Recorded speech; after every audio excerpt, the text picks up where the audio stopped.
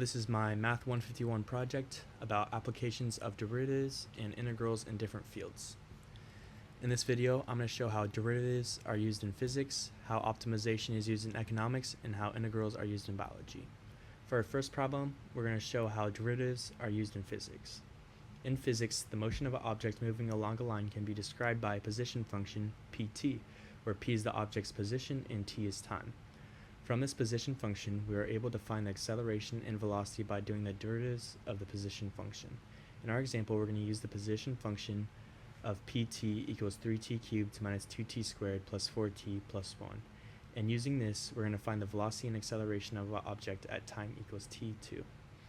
For the theory, in calculus, the derivative of a position function gives you your velocity function, seen as vt equals p prime of t, and the double derivative of the position function gives you your acceleration function, seen as at equals p double prime of t. This comes from the definition of a derivative as the instantaneous rate of change. Velocity is the instantaneous rate of change of the position, and acceleration is the instantaneous rate of change of the velocity. On the left, you'll see our calculations, and it shows the position function, and then finding the velocity function by doing vt equals p prime of t, so finding the derivative of the position function, which gave us 9t squared minus 4t plus 4, and then our acceleration function, which is the double derivative of the position function. So we took the first derivative, giving us 9t squared minus 4t plus 4, and then we took the derivative of that to give us 18t minus 4, which is our acceleration function. Then on the right side of our calculations, we plugged in 2 to each function to give us our position, velocity, and acceleration. And our position came out to be 25 meters, our velocity came out to be 32 meters per second, and our acceleration came out to be 32 meters per second squared. Under this, you'll see our visualization of this, where the position function is given as the red line, the velocity function is given as the blue line, and the acceleration function is given as the green line. For our second problem, we're going to show how optimization is used in economics. In economics, one of the most vital parts about companies is finding the points where profit is maximized. Using the revenue subtracted by the cost of materials, you'll be able to find the absolute maximum to get the maximum amount of profit. In this example, we will use optimization to find the point where profit is maximized, where p of x equals profit, r of x equals revenue, and c of x equals cost. We're going to use the equation of p of x equals r of x minus c of x. If r of x equals 50x minus 1/2 x squared and c of x equals 10x plus 100, find the maximum profit. For the theory, when finding the maximum profit, you need to start with making your equation, which is profit equals revenue minus cost. Then you need to find the critical points of p of x so you can get all the local / absolute maxes using the first derivative of p of x. So p prime of x equals r prime of x minus c of x, c prime of x. Once you get your critical numbers, check p double prime of x to check where there are concave up and down points, and concave down means that there's a maximum. So p double prime of x equals r double prime of x minus c double prime of x. And then finally, plug in your absolute maximum x value into the original equation to get the maximum profit. On the left, you'll see the calculations for this. You can see us setting up the equation as p of x equals 50x minus 1/2 x squared minus 10x plus 100. We then simplify this down to give us one equation, so p of x equals negative 1/2 x plus 40x minus 100. We then took the derivative of that to get negative x plus 40, and then you set p prime of x to 0, and that gives you a critical number of 40. We then took the second derivative of the p function, and we got p double prime of x is equal to negative 1, which means that it's all concave down.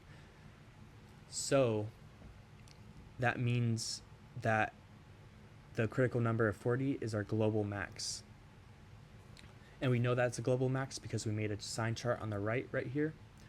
and it went from positive to negative, so there's a maximum. So we then plug we plug x equals to 40 to the original function to get our y value, and we got our y value at $700. Under this, you can see the visualization where the profit is shown by red, the revenue is shown by blue, and the cost is shown by green. Our third problem is how integrals are used in biology. In biology, you find the population of a place only using the rate of growth in initial population.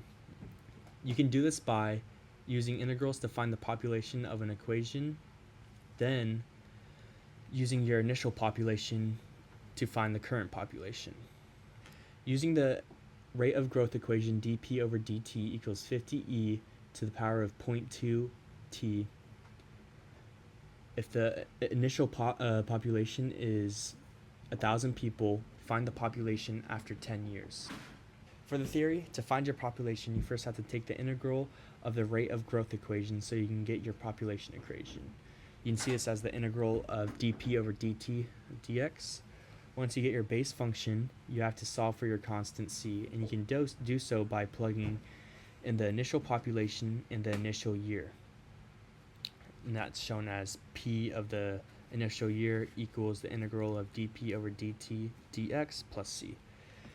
With your value of c, you can plug it back into the pt function, and you'll have your population equation. Pt equals the integral of dp dt dx plus c.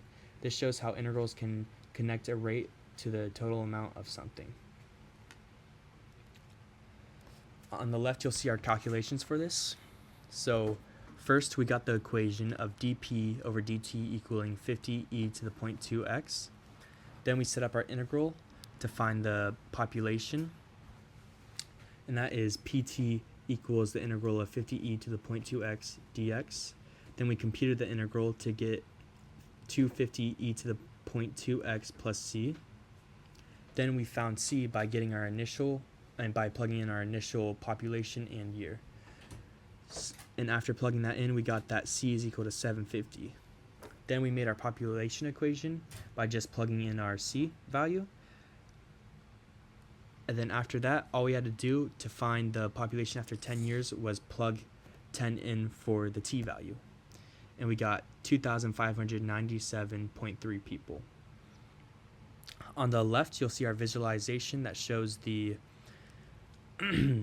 derivative of our population function as dp over dt, and then our population function as the red one. And then for our bibliography or reference cited, we use Desmos to create the graphs and visualizations of our applications, and we use CAM scanners to get the photos of our work, of our project. Thank you.